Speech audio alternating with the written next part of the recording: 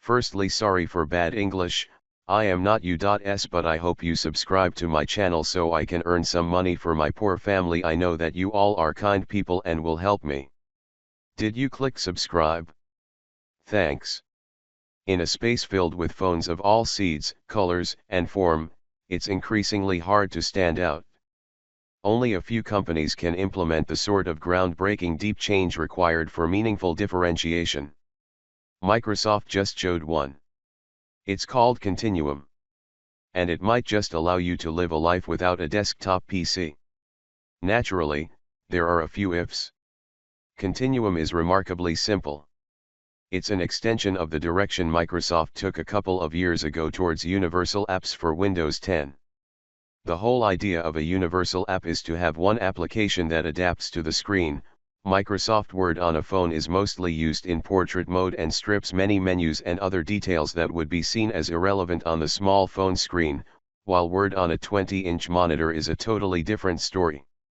Yet, it's one app, Microsoft Word. You can even Alt-tab between apps, once you run Continuum with a keyboard.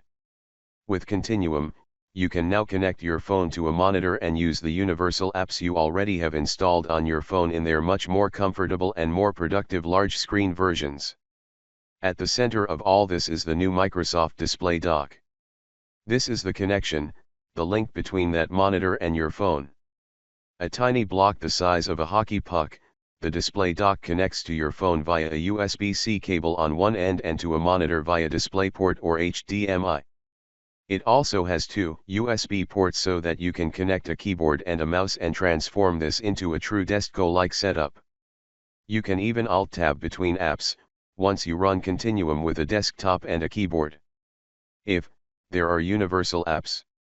Continuum, Microsoft has got an ace up its sleeve. With all of this hooked up, you can start using universal apps, and that's where the clarity ends.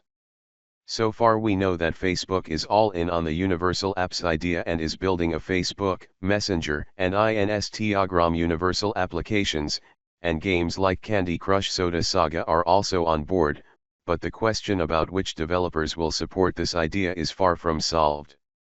Naturally, Microsoft has all of its native apps coded with the universal concept, so chances are that you will have at least the basics covered when the new Lumia 950 phones ship in November. If the phones are capable to carry the weight. The other big if is all about performance. Will the Snapdragon 8XX series be powerful enough to handle the load? The presence of liquid cooling even on the Snapdragon 808 powered Lumia 950 is an indication that Continuum will put the chip to an exhausting test, where this will be needed. Do keep in mind that while Continuum is running on your brand new desktop-like setup with a 20-plus monitor, keyboard and mouse, your phone will still function separately so that you can text, call and just use it regularly. That's quite the load on the processor. Conclusion.